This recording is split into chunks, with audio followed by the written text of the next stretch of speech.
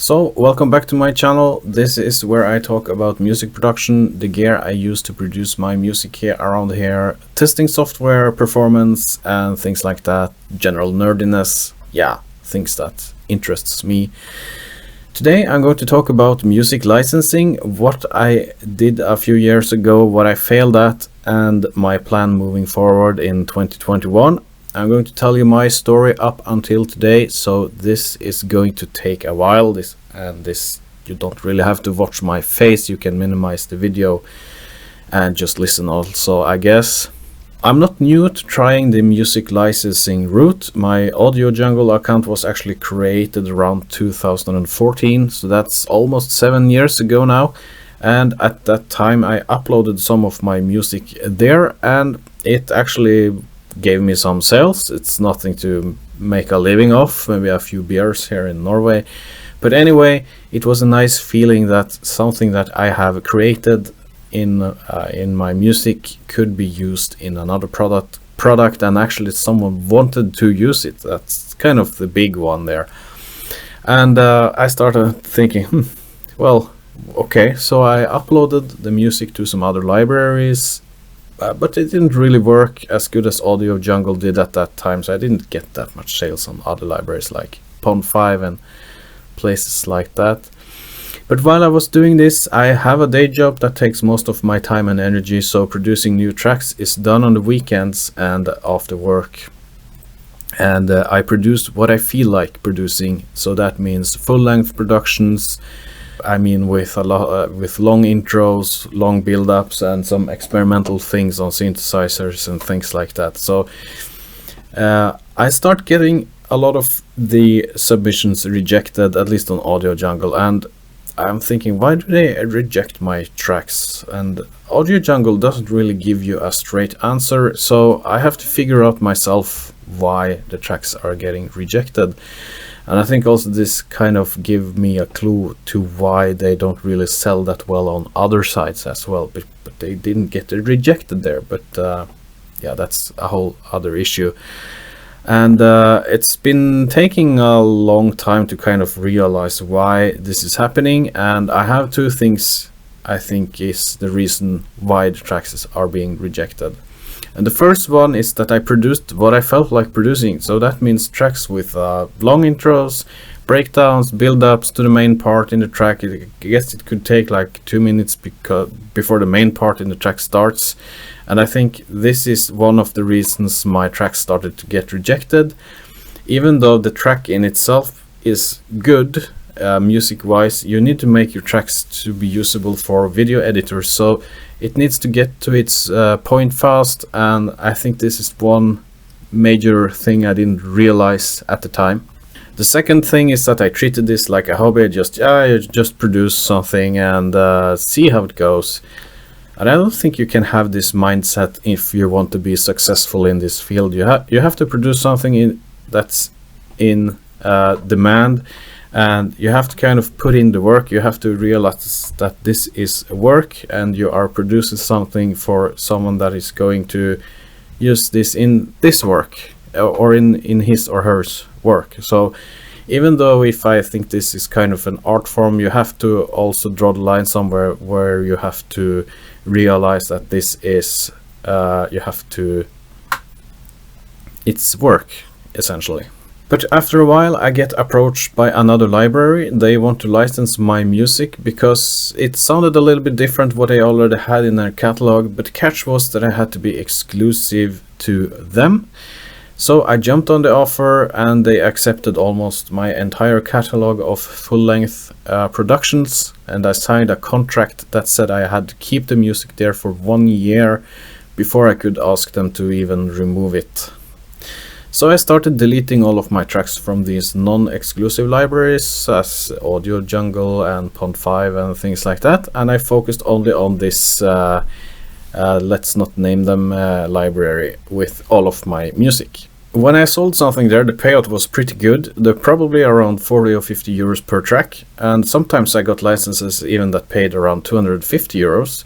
But it was not a steady income. It could be like every 3 months or so. And again, I didn't realize how how I should produce my tracks for these libraries. So that the tracks even sold, when I look back on it, was pretty amazing. So when a video editor bought my tracks, it actually bought the entire production, so he was, or she was, willing to edit the track, and I don't think you get a lot of people that are willing to do that today. The track has to be amazing if they want to do that, I think. So I put all of my eggs in one basket, and in hindsight I think that was a wrong move. Not necessarily wrong to join an exclusive library, but I think I should have produced tracks only for that library and keep my other tracks available. However, with a day job, 3 small kids, wife and a house that constantly need repairs, you don't really have time to focus on that, so that's a full-time job, and I realized that I actually didn't have time for that. So after the 1-year contract with this library was done, I tell them to remove my tracks, release them back to me, so I can decide for myself what I'm going to do with the tracks again. So I start building my website. It's BJOKIB.com, where I provide my tracks for free in lower quality, provided you give me a link back to the website from any social media or something you are active on the internet. And I have been working on this site entire 2020, in addition to this YouTube channel. However, my tracks on BJOKIB.com, they are still full, mostly full-length productions, and video editors and content creators really need tracks that are easy to use in their workflow, and it's taking me so long time to realize that. So I don't think I really wanted to realize that, because it's work to, I mean, redo your tracks and make tracks for this type of field. So that's what you have to set your mindset in, that this is work and you have to put into work to get this to work. Okay, so 2021 is going to be the year where I go non-exclusive. I'm going to rearrange and make new versions of my catalog, and so that they are better suited for video editors, and I'm going to upload them to different libraries. I